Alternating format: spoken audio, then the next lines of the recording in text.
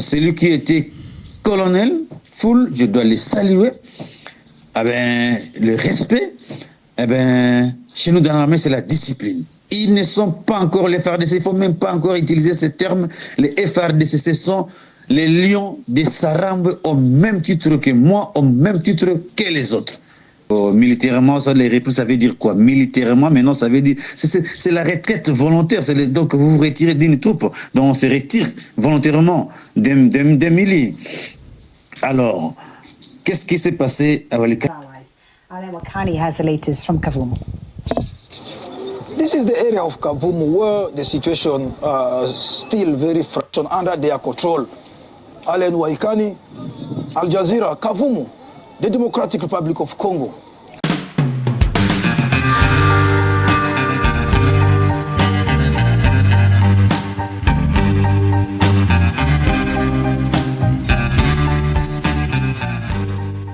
Reka tubashimire kandi tubahe ikaze kuri programu za Kigali Voice TV aho muri hose mukurikirana televiziyo ya Kigali Voice TV mudukurikira muri ku migabane itandukanye aho tuzi ko hari abadukurikire ku mugabane w'Uburayi muri benshi cyane mu mijyi nka Bruxelles. Turabasuhuje. Aisha turagusuhuje, Eric turagusuhuje, Ramazani ntukivuga ntukiboneka uba mu Burayi mu Bufaransa no muri Belgique nawe turagusuhuje. Reka ntagira uwo niwagirwa izina ariko nundi mugenzi wanjye tuvugana kenshi uba Bruxelles nawe ndamusuhuje. Reka nsuhuze rero n'abari mu France mwese aho muri mu mijyi ikomeye nka Paris, abari muri France yo hepfo za Toulouse turabasuhuje, za Marseille hagati dusuhuze, abari mu bihugu byo muri Scandinavia, Norvège, za Suède n'ahandi, Finland, hose tujye mu Burusiya, tujye muri Asia mu bihugu nka Ubushinwa, tujye mu bihugu nka Ndera. Ni byinshi cyane biri muri ya Indo-Pacific Ocean muri kariya karere, ariko kandi muri Australia naho tuzi ko bahari mu mijyi itandukanye, waba uri Sydney, waba Canberra, waba uri Perth, mwese no mu yindi mijyi itandukanye tubahaye ikaze muri New Zealand mu mijyi itandukanye aho turabasuhuje. Murahari mujya mubitubwira. Reka tujye muri Amerika ya ruguru, Mexico, USA, Canada, hose turabasuhuje bitewe n'amasaha muherereyemo, abari mu gitondo mwaramutse, abari ku manywa mwiriwe, abari nimugoroba muraye mute. Ndi David Eugene Marshal, tuje mu makuru atandukanye ashobora kwibanda kuri byinshi, ariko muri ino nkuru tugiye kubagezaho ntabwo muri buburemo ijwi rya Colonel Wilingoma. Uyu akaba ari umuvugizi mu bya gisirikare w'umutwe wa M23 wadusubije ku bibazo bitandukanye mu rurimi rw'igifaransa, turi bugenekereze mu rurimi rw'ikinyarwanda. Murumva kandi n'ubundi amakuru agiye atandukanye, ariko muri byose turahera ko harimo kuvugwa, hanyuma tuze gusoza n'ikiganiro kigufi twagiranye nabo kuri Twitter Space. Byose tubihuriza hamwe mu bikurikire kuri Kigali Voice TV. Twagiye harimo kuvugwa iki cyane muri aka kanya turimo gukora ikiganiro, harimo kuvugwa amakuru y'ingabo nyinshi, navuga ngo ni ingabo, navuga ngo zitagira umubare se. Ubundi ntawo bari ingabo n'inka, hatazagira umuntu kubeshya. Nubona umuntu bari inka uzamenye ko atari umworozi, nubona umuntu bari ingabo uzamenye yuko atari umukomanda. Twaje rero mu mujyi wa Bukavu uherereye muri Kivu y'Amajyepfo, umujyi umaze hafi y'amezi 3 cyangwa se 2 ufashwe n'inyeshyamba za M23 AFC.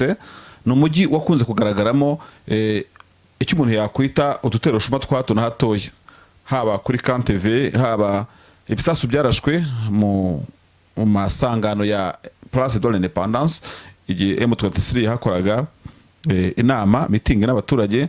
Yewe ni byinshi twagiye twumva, abagiye bavuga ngo bigarura ikibuga cy'indege cya Kavumu nacyo kiri muri zone Karehe mu majyaruguru y'umujyi wa Bukavu.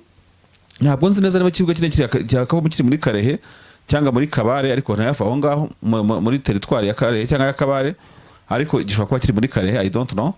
Ibyo rero no kuvuga ngo bimaze iminsi bivugwa umunsi kundi. Niki cyabaye uyu munsi rero?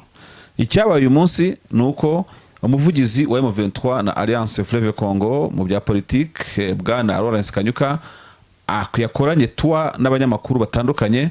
Muri abo banyamakuru bakoranye tuwa harimo no w'ikinyamakuru cy'umunyamakuru bikomeye mugiye kuba mwiyumvira hano, navuga ngo bwa mbere mu mateka umunyamakuru w'isinyeshyamba amazina yazo mu izina ryazo. Reka mubyumvire rero, arababwira uwo ari we. Iki kinyamakuru ngira ngo mwacyumvise. Democratic Republic of Congo now. M23 fighters have attacked the airport neighborhood of Kavumu in the South Kivu region. The rebels accuse the government of sabotaging peace talks and have pledged to redeploy fighters to take on government allies. Alain Wakani has the latest from Kavumu. This is the area of Kavumu where the situation still very fragile here. Kavumu has also one of the second airport under the control of the M23 rebels here in the province of South Kivu. They managed to capture this area from the DRC army after days of battle here of almost like a month. But situation still very tense as the armed group, those who have been fighting along DRC army and different coalitions still around here, including in the park, which is not national park, which is not far from here. In the past 2 days, this area here was invaded by a group of armed group, and they declared themselves that controlling the area, and also they tried to hit just to the airport, which is just not far behind me here. But they were defeated again by the M23 IFC coalition. The M23 movement right now controlling the area is accusing directly President Felix Tshisekedi for being responsible of financing this movement, which they are considering as a sabotage of the peace process. What is it there? We have to understand that Tshisekedi, we actually reposition our troops in Walikale to actually start this dialogue, direct dialogue, as we requested. We said, okay, we can reposition our troops in Walikale to allow the direct dialogue to take place. When we remove our troops in Walikale, the forces of Tshisekedi, coalition forces of Tshisekedi, occupy Walikale. And they said that they have won the war, they have beaten us, they're now in Walikale. This shows that the violation of ceasefire continued by Tshisekedi. Then in the other side of Goma also, the coalition is accusing SADC, the regional forces right now stuck within the airport of Goma. They signed the agreement almost like weeks right now for the airlift, the troops from Goma to South Africa and different other countries contributing to these troops, as now they were defeated already and they cannot do anything. But right now the IFC is accusing this for saying that this agreement is down. They cannot stand with it because they are suspecting that the same SADC movement is also collaborating with the DRC army and other armed groups allies to the government of DRC in order to try to overturn the situation. But accusation completely rejected by the SADC in one of the press releases. This is showing how very fragile still the situation on the ground here, and anything can happen anytime here. This is why you have seen a massive deployment of the M23, as they are saying they're now on the move and they are fighting in order to contain the threat against the population under their control. Alain Waikani, Al Jazeera, Kavumu, the Democratic Republic of Congo. Uyu ni Al Jazeera, uyo akaba ari Allen, umunyamakuru wa Al Jazeera warimo uripotinga. Rero hamwe barita abandi coalition, M23 ita coalition, leta nayo ikayita coalition. Hano ibintu biba byavangavanze. Turi mu makuru rero nkuko mubyumvise, ndetse no makuru yacu yatambutse. Umunyamakuru Allen wa Al Jazeera waripotingaga ari ku kigo cy'indege cya Kavumu, yavugaga yuko n'ubundi koko aha hantu ikigo cy'indege giherereye hakunze kuba udutero shuma dutandukanye mu minsi ishize, ndetse abari kuri guverinoma bakibwira ko bagatangaza ko bahafashe ibyo na Lawrence Kanyuka yavuze ko bagiye bakora izo propaganda ko bafashe Kavumu nanone, atariko mu by'ukuri kuvuga ibintu nk'ibi ngibi mu gihe bizwi neza yuko M23 yakuye ingabo muri Walikale ikagenda yimura ibirindiro, atubundi bigaragaza nk'aho abantu badashaka ibiganiro ahubwo bagamije kurangaza amahanga. Umunyamakuru ati rero ubu turi Kavumu no turipotingira n'umutekano, hari ameze neza, hari calme, bitandukanye n'ibyo benshi bagenda bagarukaho bavuga ngo Kavumu byacitse, Kavumu byacitse. Ngibyo rero ibyo twavugaga. Hano ariko harimo kugaragara abantu barimo kubona ingabo nyinshi cyane, nibyo navuze ntangira, ingabo nyinshi. Utu video ni tubona uburyo turatubahereza, ingabo zifite ibitwaro biremereye ndetse n'utuntu ku bitugu by'ibikapu binini cyane, hariho n'utuntu utamenya ngo tumeze gute. Izi ngabo rero zikaba ari ingabo zirimo gutambagira umujyi wa Bukavu, ziteguye guhangana mu buryo bukomeye ntabwo rero wamenya niba benda gukora amakodoro and search muri uyu mujyi bakawugota bagasaka imbunda zirimo, cyangwa niba aribyo bita demonstration de force ari demo y'abasirikare. Ibi ngibi ariko bisanzwe bizi ku basirikare b'Kinshasa, nibo mbona bakunda kuzenguruka imijyi n'intwaro zikomeye cyane bakanga umwanzi. Ntekereza ko M23 bitaba ari muri ubwo buryo gusa, ahubwo bishoboka kuba ari uburyo buri combative, uburyo bwo guhangana n'umwe wese wazongera kuvogera umujyi wa Bukavu. Na cyane ko bamwe babwiraga yuko M23 nta force ifite nyinshi, ariko izi ngabo zitari nke kandi M23 nta bindi birindiro yavuyemo ngo uvuge ngo wenda ngo haraho yasize ngezi Bukavu. Biragaragaza ko abibeshya ko M23 idafite manpower ihagije bashobora kuba bibeshya. Abaturage barimo gushungira rero izi ngabo ku bwinshi cyane.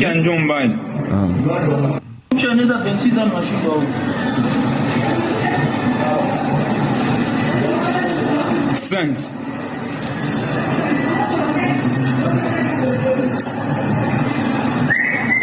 Mingi kwanza man. Hapa vita ndio inaenda tuzo. Vita hii kabisa. Hapa hii vita hii. Na wao wanatokea Njombani. Ushaniza bensiza mashiba huko. Abaturage bati rero ni bamingi sana, ati vita njo sasa na wenda kuanza, ati ntambara bigiye gutangira. Babonye umubare w'ingabo, hari numvise abango 500. Ibi ngibi niba yabaza umubare wabo ntumbaze, ariko abaturage barimo kuvuga bati ni ingabo nyinshi. Urabona ama footages yagiye afatwa n'abaturage ku bice bitandukanye, kandi izi ngabo pe ni ingabo zambaye urugamba zitari bitwaro biremereye. Bigaragara ko bazarendo rero, dore ko mutumva nimukomeza kwikorereza izi ntare za Salambwe zirababingura daho nibereye nabo nabandi.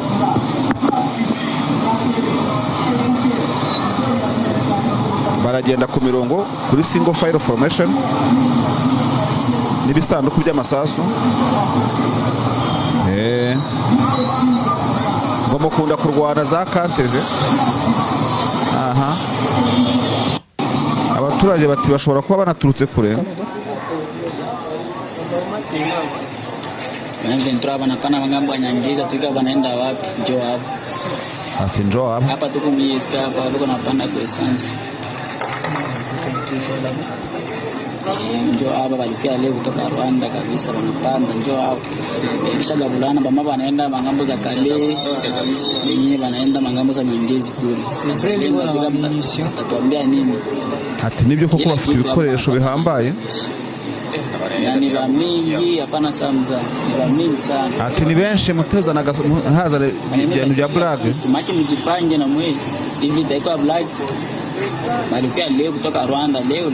Wao wangalia ba mpya wangana mavari mateniza mpya kila kitu cha mpya.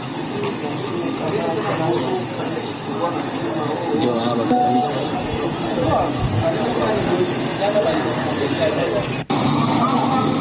Ngaya nguko rero ayo ni amavideo arimo kugaragara ku bwinshi.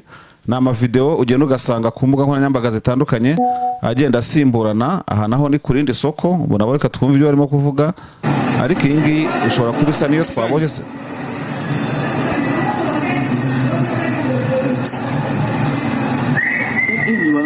Iyi twayibonye aho bavanga ni bamingi. Nibyo rero umuntu yavuga. Reka dutumikire abadutumye, hanyuma tujye ku yindi gahunda, twumve ikiganiro twagiranye na Colonel Wiringoma, umuvugizi mu bya gisirikare wa M23 AFC. Twumve nawe icyo abwira abakurikira Kigali Voice TV. Twamaje ibibazo by'ingenzi byaho kuri 5 yihutaga abisubiza mu Gifaransa. Turagomeza kubasobanurira byinshi mu byo yadutangarije, hanyuma dukurikirane n'ubundi. Reka twamamaze. Ibuka za nzozi warota gukorera ahantu heza, utuye mu nzu nziza y'amakaro abengerana.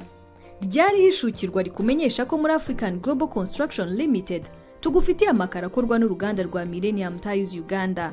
Niba uri kubaka cyangwa ukaba uri kuvugurura inzu yawe, dusange muri African Global Construction tuguha amakaro afite ubwiza mu mabengeza ateye ubwuzu kandi mu moko atandukanye. Tubafitiye kandi rangete zikorwa n'uruganda rwa Kigali Plastic Limited. Wadusanga aho dukorera mu Gakiro ka Gisozi mu nyubako ya Golden Plaza iri ruhande rwa Twiga Plaza. Wanaduhamagara kuri telefone 0788309274 no kuri 0788357073. cyangwa kuri 0788815596. mbere twabajije Colonel Uwilingoma umuvugizi wa M23 twashatse kumubaza mu by'ukuri uko ibintu byaba byifashe ku rugamba M23 irimo kurwana na leta. Tushaka kumenya amashira kinyoma uko umutekano wifashe mu gace M23 igenzura. Urumva ko nicyo kiba giteye amatsiko kumenya ko mu Rwanda mukagira mute, byaba bihagaze bite ku rugamba, muhagaze mute? Colonel Uwilingoma rero yadusubije muri ubu buryo bukurikira kugira ngo twumve igisubizo cya Colonel Uwilingoma. Ok, merci pour votre première question. Donc, la situation sécuritaire dans les zones sous contrôle de l'armée révolutionnaire, donc de l'AFC M23, eh bien, actuellement, la situation est calme, la situation est sous contrôle. Sauf qu'il y a eu certaines perturbations qui ont motivées par les ennemis de la paix, notamment par les gouvernements congolais et par certaines troupes de la SADC et de la MONUSCO qui ont aidé ces assaillants à faire leur besogne dans les nord et dans les sud Kivu. Donc, c'est pour cela nous condamnons fermement ces actes criminels qui consistent à donner la mort délibérément à la population civile innocente et à vandaliser leurs biens. Et nous, c'est notre providence, donc la défense et la protection de la population est notre défense et nous allons continuer à le faire professionnellement. Le gouvernement congolais, ça c'est le premier aspect, a quitté aussi des politiciens extrémistes du Nord Kivu et du Sud Kivu. On les a dotés les moyens de l'État pour créer des désordres en recrutant les fumeurs de chanvre qu'on appelle les Wazalendo, un petit groupe pour créer des actes de banditisme à outrance. Mais les lions, nous sommes toujours aux aguets. Nous allons travailler professionnellement et ils vont échouer dans tout état de cause. Donc, à part ça, chez nous, la population est calme et vaque librement à leurs occupations quotidiennes. Et ils bénéficient de la protection de l'armée du peuple. Même si les ennemis continuent, vous avez suivi les communiqués de ces fumeurs de chanvre, de ces Wazalènes, de là, ces bandits. Ils ont dit qu'ils ont signé les faits. Ça, c'est de n'importe quoi. Sur le terrain, ils continuent ces actes criminels envers la population civile et à vandaliser leurs biens. Ok, en bref, c'est ça. Colonel Uwilingoma rero ahangaha twari tumaje nyine uko umutekano wifashe mu gace M23 igenzura, atubwira yuko uretse ibyo abo yise abanywa rumogi ngo ni fumeur de chanvre yitwa Bazalendo bakomeje gukora hato na hatoya, ngo ariko ko abaturage bameze neza kandi bakora imirimo yabo nkuko bisanzwe barinzwe n'ingabo za FC. Avuga ko ngo ku rugamba mu guhangana nabo ngo intsinzi ari intego mu buzima bwabo bwa buri munsi. Avuga yuko ariko nubwo bimeze gutyo, guverinoma ya Kinshasa igerageza gutanga amafaranga menshi kuri abo bose abo banywa rumogi nkuko yabise, kugira ngo bateze akaga n'ibibazo aho M23 yafashe. Ariko avuga yuko uko byagenda kose nta kintu kizabakoma imbere kandi ko ibintu bizashobora kumera neza kurusha ho umunsi ku wundi. Kubumva igifaransa biraborohera.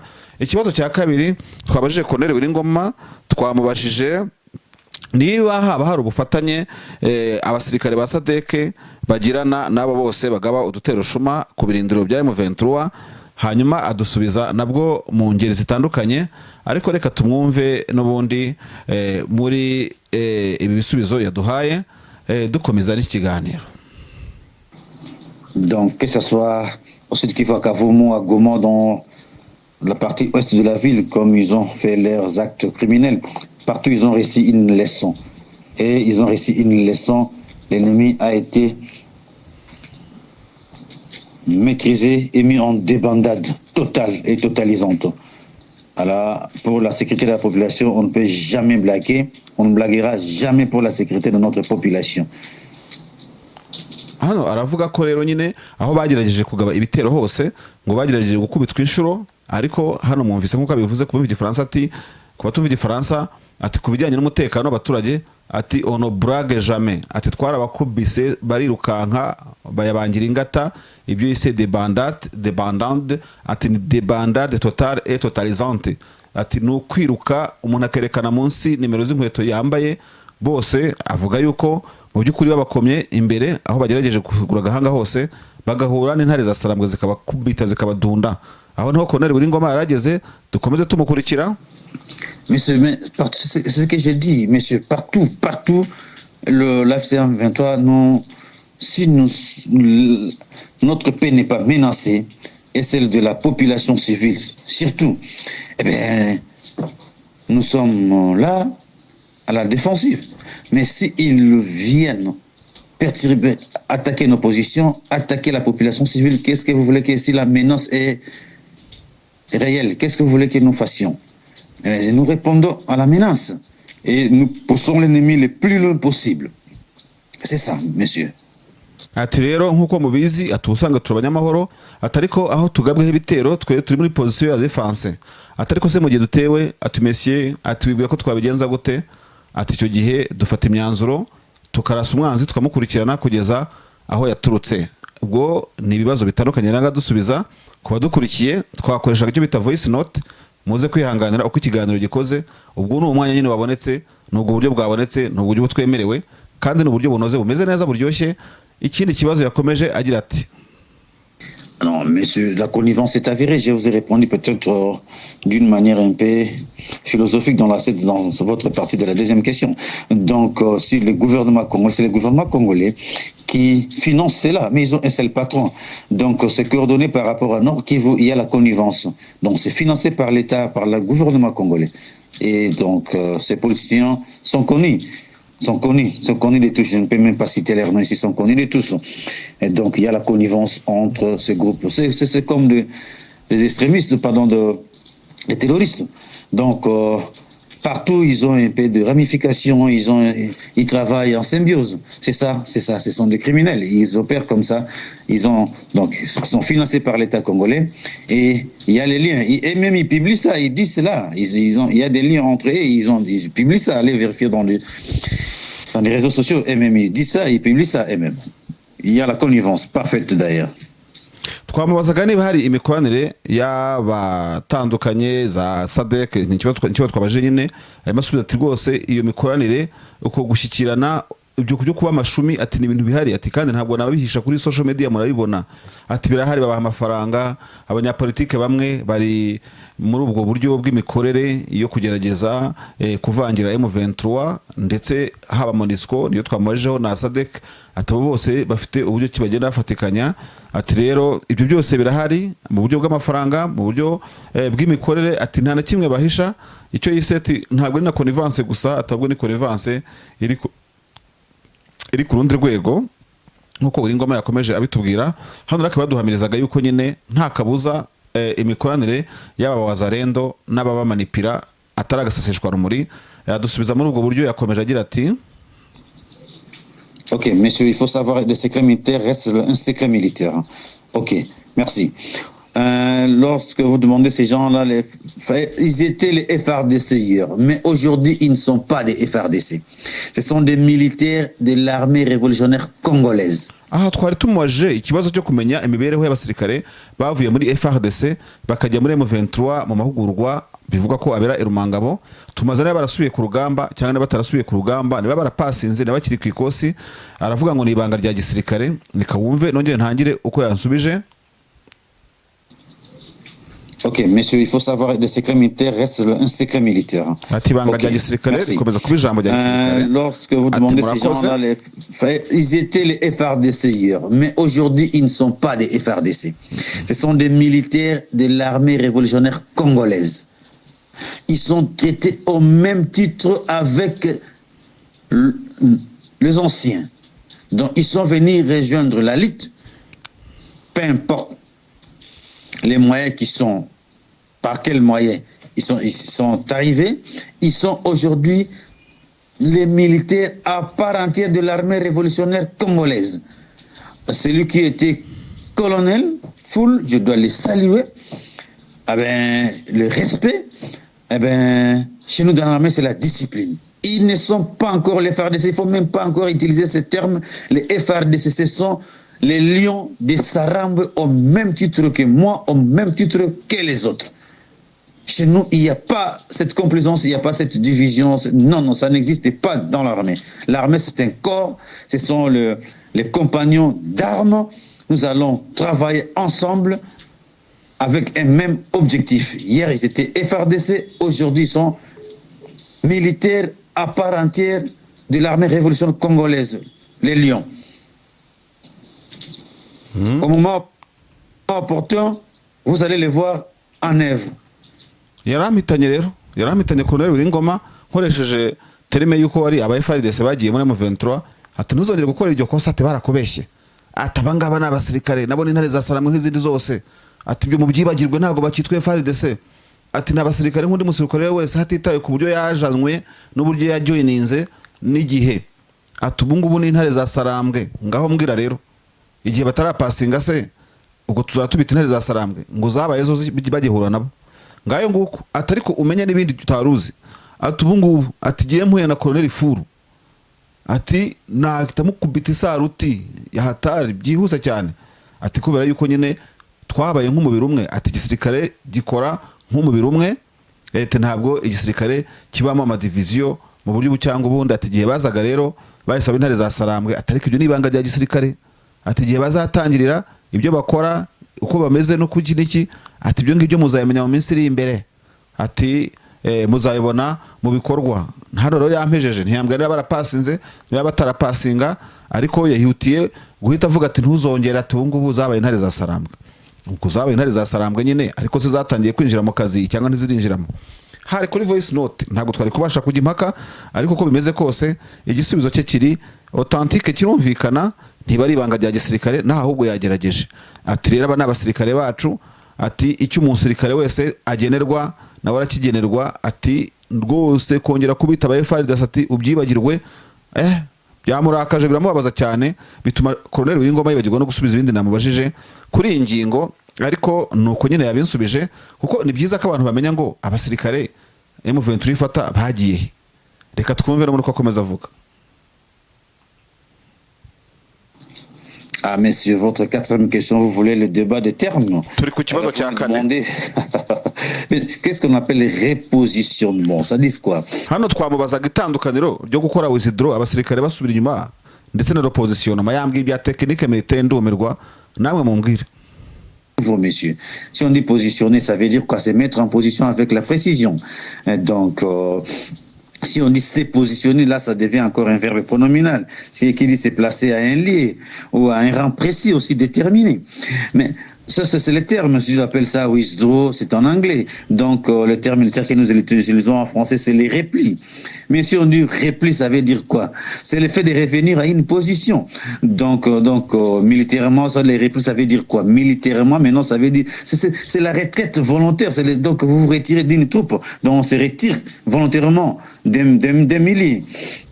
Alors, qu'est-ce qui s'est passé à Walikale? Mais c'est ce que nous avons dit dans les communiqués. Il faut lire les communiqués du mouvement.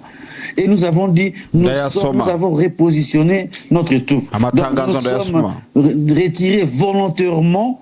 Nous avons retiré volontairement nos troupes à Walikale. Enfin, pour raison de la paix, nous voulons qu'il y ait l'issue pacifique à la crise. Alors, nous avons dit que la coalition gouvernementale ne peut jamais mettre le pied là. Alors, ils sont venus là en chantant, en criant, c'est comme ils se sont bâtis, alors que ce n'est pas le cas. Alors, nous les avons donné l'avertissement, nous avons dit, attention, là, ils continuent encore à malmener la population, à faire des actes, continuer avec les actes criminels. Donc, ils ont bravé d'abord le fait comme ils disent, qui n'ont même pas signé, qui continuent avec leurs actes criminels. Ils ont mis leurs pieds là-bas, ils se sont accaparés de Walikale, que nous sommes retirés volontairement. Alors, maintenant, qu'est-ce qui doit se passer? Comme je vous ai dit. Alors, c'est maintenant là où il y a les termes que tu me poses. La question, vous avez repositionné vos troupes. Ah oui. Eh bien, nous avons une précision dans les lieux et nous les avons dit, ils ne peuvent pas mettre leurs pieds là. Et comme ils ont mis leurs pieds avec les Anglais, wait and see. Donc nous allons protéger et défendre notre population. Donc c'est ça, messieurs. Donc Colonel Wiringoma hano twamubajije iyi ngatusobanurira abadukurikiye icyo bita repositionnement nicyo twari tumenyereye nka withdraw bava mu turere ni kuki bakoresheje repositionnement atubwira nyine mu buryo bwa gisirikare ko repositionnement ari ugukuringa ahantu kazijyana ahandi hantu uhindura ibirindiro hazwi hari precise hateguwe ati rero ibyo kandi bikazamo ubushake hano byagorana cyane kumucalenjinga kuko nari kumubaza niba barahavuye kubera ubushake bwabo cyangwa ari kubera ubusabe bw'idoha muri Katari babasabye ariko uburyo twakoresheje urumva ko no buryo bugoye cyane gucalenjinga umuntu ariko uko biri kose yavuze ko aba wazarendo ngo bagiye bivuga imyato basubiraho bavuye kandi bitari byemewe hanyuma rero hari cyongereza asorejeho muri intervention aravuga ati byose turabikora dushaka amahoro n'ibiganiro atariko atari umugani w'icyongereza ngo wait and see ati reka dutegereze ariko turebe ubwo ribyo babonye nyine nuko babonye wazarendo bahisubiza aho bavuye kandi na magingo yabo aracyariyo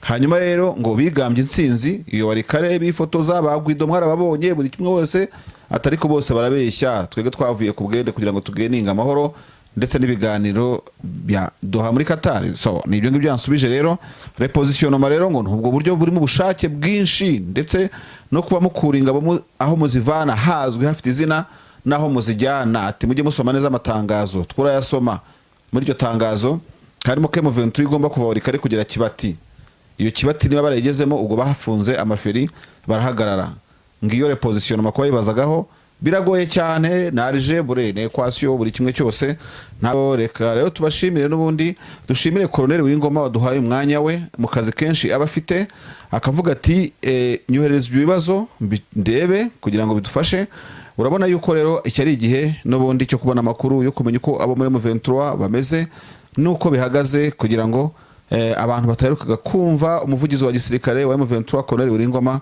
basobanukirwe uko ibintu bimeze ingingo twabasezeranije ko turi buherukireho rero ni ikiganiro kigufi twakoreye kuri Twitter Space aho twasubizaga ibibazo bitandukanye biri technique cyane cyane kubijyanye n'umutekano muri Goma no kubijyanye n'ingingo zitandukanye ziri muri zo twagiye twibazaho ahangaha ariko aho ngaho ni ku buryo bw'ubusesenguzi nacyo turabikibacomekeraho n'uwo mwanya tubonye twagihuza kugira ngo tugihuze nino topic hanyuma mukurikirane ikiganiro ibyo rero n'ubundi mukomeze kugira ibihe byiza mukurikirana icyo kiganiro cyo kuri Twitter Space. David uranyumva? Ndakumva neza Godfather. Aha ngaho ibintu ni wane uraho ndaho ndashima Imana namwe muraho ntabwo twebwe ni impungenge biteye ubwoba ntabwo ari amakabya nkuru urumva ibintu biteye impungenge n'inkeke tubiye mu bihe by'abacengezi sinzi bariko nza kubyita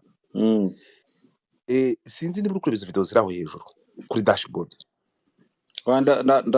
ndazifiteho amakuru nazibonye zuriya mu pasteur wazibonye David ibi bintu kugira ngo umurongo ubona atari umutwaro ukomeye ubona umujyi wa Goma kuba M23 yarawinjiyemo ukunguko si nko kwikorera impyisi kuwikorerana abantu bangana gutya warumbye ngo ni ibihumbi 40 ingahe fata ijambo uvuge kuri iyi video hanyuma noneho utuvire inkuri muzi uyirambure kuko ndabizi ko uri mu basesenguzi ba kasa mutwe ijambo ni ryawe murantunguye ariko uko biri kose ikibazo wambajije niba izo escarimushe ubugome ubutambo ibibera muri Goma n'iki mbaza uko mbibona urumva ngiye nkubwira ko M23 amakuru yarahari mbere yuko ifata Goma byavugwaga ko umujyi wa Goma urimo abantu bitwaje intwaro wakiramo abasirikare FDLR abazarendo n'abandi baturage bashobora kuba bazifite nongereho n'abandi bantu bitwaga baruca muvuma ruca murayizi veranda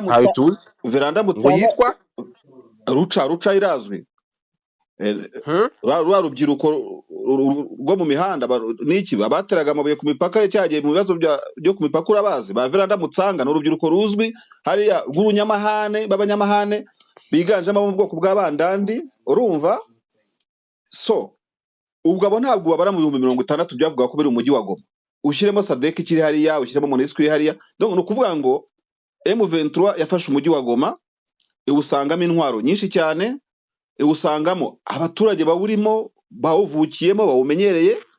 Reka tuvuge ngo M23 ifite abasirikare bazi Goma, ibyo nta nicyo bitwaye ku basirikare, banasoma ikarita banagira gute, singo kuba warabahantu umenya ahantu. Ariko umuntu usanze muri famille ugasanga ayubatse atubatse muri ghetto buri kimwe cyose, yahaye intwaro, yahaye imbunda buri kimwe cyose, ifata umujyi wa Goma. Ifashe umujyi wa Goma, uza kugira menace yo kutagira amashanyarazi. Uzi neza yuko amashanyarazi agaburira umujyi wa Goma amenshi yaturukaga mu nce z'amajyepfo, muri Kivu y'amajyepfo, yego za Minova za Bukavu. Leta itangira gukupa amashanyarazi. Giye ku giti cyanjye, nubwo hari byinshi umuntu atamenya, ariko ubona ko as long as M23 ari gufata Goma igifite menace ya Bukavu, nabyo byari kuba ari ikibazo nko kuvomera mu rutete. M23 birasimbukiye i Bukavu kugira ngo ihakure ikibuga cy'indege, ariko nizo infrastructure zivangira Goma zive mu nzira. Kuko urumva mu bintu byo by'intambara, iyo ufite defense ahantu ugomba kujyana, ugomba no kuba ufite na control ahakikije iyo defense. Nuko ntabwo wagira Goma udafite Bukavu, nkuko ufite Bukavu ntugire Uvira, iyo sheno yifashe gutyo biba ari ikibazo. Nkavuga ngo rero M23 nicyo nashaka kuvuga, yafashe Goma, yashoboraga no kuyisekiriza bigakunda, ariko ibona indi menace imbere yayo ariyo Bukavu, naho byangombwa kijyayo. Imbaraga zashobora gusekiriza Goma zigakuramo abo bose mu gihe kidatinze kitagoranye, zagiye Bukavu, ziragenda ziramanuka zigera za Kamanyora, kandi bakomeza kugira na menace za Walikale bagombaga kugira ngo naho bagereyo. So nukuvuga ngo rero ntabwo amezi ari menshi kuba n'umujyi wa Goma twawubonamo escalimushe nk'izi ngizo. Umuntu dukurikiye ntagira ngo wenda ni kindi ngendereye, ariko uko biri kose niba tubona na Washington ishobora guterwa, tukabona New York ishobora guterwa, tukabona i Paris, muribuka ibitero byabaye kuri Charlie Hebdo, ari igihugu cy'Ubufaransa gikomeye kuriya, ntabwo ari gitangaza ko M23 hari controller haba ibintu nk'abiriya. Sibyo kwifuzwa, sibyo umuntu wese yavuga ngo ni sawa, ariko M23 ukurikije area imaze kugira gukontrola uyu munsi, igakurikiza menace yari isanzwe existentielle y'ahantu yafashe. Abo banavugaga haruguru, ubona ko ushize ku ijana M23 itaba yihagazeho, biba biri ku yindi level yo kundi rwego rwo hejuru. Niba biri kuri 20 uyu munsi, biba biri kuri 80. So no kuvuga iki rero, iyo 30 ijamo nka difference nakaze M23 yakoze, nakaze M23 ikora, kuko imaze iminsi mu operation yo kusekiriza agace kakikije Nyiragongo, imaze iminsi ibashakisha mu buryo bucyangwa ubundi, nubwo budahagije. Ntabwo buhagije kubera ko kumara amezi 4 nanone nizo challenges mvuze haruguru, amakuru warafashe umujyi uyafite, utarakora code on research ngo gote umujyi usakura urwo kurundi, kumara amezi 4 utarashyiraho curfew ngo ubwira abantu uti guhera saa 2 kugera saa 11 za mu gitondo, bigeze kujya babikora za Rucuru, ariko musize impamvu batabikora. Ntabwo nabwo ari ibintu washime mu 23, rubwo ntarango gishime cyangwa ngo nyigayege, ni umunyamakuru w'umusesenguzi, ntabyo gushima no kungira gute. Ikindi noneho M23 ifata Goma kubera ko leta ya Kinshasa yasimbuye yakoreshaga amabariyeri mu guhemukira abaturage. M23 yo ntiyacanga ikarita ngishyireho ama checkpoint, ariko yatagamije guhemukira abaturage, agamije kubashakira umutekano. Ni ukuvuga ngo area M23 yose yafashe, uturutse za Minova ugaca mu mihanda yose yinjira muri Goma for instance, cyangwa yinjira muri Bukavu, M23 yashatse gutanga freedom, ariko ntiyareba ikivuga no gutangamo freedom. Uribaza niba n'umucengezi ashobora kuva za Walikale nako za Masisi akagera Goma ntawe muhagaritse, akaza agasanga umujyi wakora abasaba 28. Hari ibintu bikeneye gukorwa kugira ngo uwo mujyi ugire umutekano. Niba at least hari kariti ifite menace, nibashyiremo curfew cyangwa Goma bahe curfew nk'iy'ukwezi, ariko barayicekinga bayisake, byose birashoboka. So ukavuga uti rero ibirimo kuba ni ibintu utavuga ngo biri unexpected, ni ibintu ushobora gutekereza muri pronostic y'umutekano, ubutashima ko bikomeza bifatiwe ahangaha, nta ryaba ryari ryarenga, batangire basaka umujyi, basaka urwo kurundi. Ibyo bizashoboka, bashyira ama checkpoint rwose asibe gutoteza umuturage, asibe kumurenganya, asibe kugira gute, nibura no batazafata azatinya guca aho hantu kubera kazi yuko ari checkpoint. Uzaca mu mashyamba acengera. Reka rero tugushimire wowe wanye natwe muri iki kiganiro, tugushimire wowe wanye natwe makuru update twababwiraga, amakuru y'ingabo nyinshi cyane, ingabo zitabarika zigose umujyi wa Bukavu. Abaturage bati aba bantu ni benshi, se baje kurwana, baje kugira gute. Twababwiye kandi uko bimeze muri iki gihe mu buryo bwa gisirikare, mu kiganiro twajyanye na Colonel Wiringoma, umuvugizi wa gisirikare muri M23 AFC. Dusoreje kuri Twitter Space twagize, aho twasubizaga ibibazo bitandukanye cyane cyane ibibazo biri umutekano mu gace M23 yafashe nk'umusesenguzi, kandi tukanavuga uko byagenda neza kurushaho. Aho ngaho tuba twagiye musesengura ririmo consultants. Ibyo byose rero namwe mwakurikiye aho uri hose turagushimiye, ukomeze kuri like, share na comment ku nkuru tukugezaho, ariko ko subscribe nyamuneka uyigira intego kugira ngo tubashe kugira ku 30 by'abadukurikira. Turaboraho 1000 n'abandi bantu bakeya. Ubwo urumva rero ko igihe tuzagira abantu 30 tuzaserebura kabisa bikamera neza nkuko bisanzwe. Mwari kumwe nanjye David Eugene Marshal, reka mbabwire ngo ciao ciao. Ibuka za nzozi warota gukorera ahantu heza, utuye mu nzu nziza y'amakara bengerana. Ryari hishukirwa rikumenyesha ko muri African Global Construction Limited tugufitiye amakara akorwa n'uruganda rwa Millennium Tiles Uganda. Niba uri kubaka cyangwa ukaba uri kuvugurura inzu yawe, dusange muri African Global Construction tuguha amakara afite ubwiza mu mabengeza ateye ubwuzu kandi mu moko atandukanye. Tubafitiye kandi rangete zikorwa n'uruganda rwa Kigali Plastic Limited. Wadusanga aho dukorera mu Gakiro ka Gisozi mu nyubako ya Golden Plaza iri ruhande rwa Twiga Plaza. Wanaduhamagara kuri telefone 0788309274 no kuri 0788357073 cyangwa kuri 0788815596.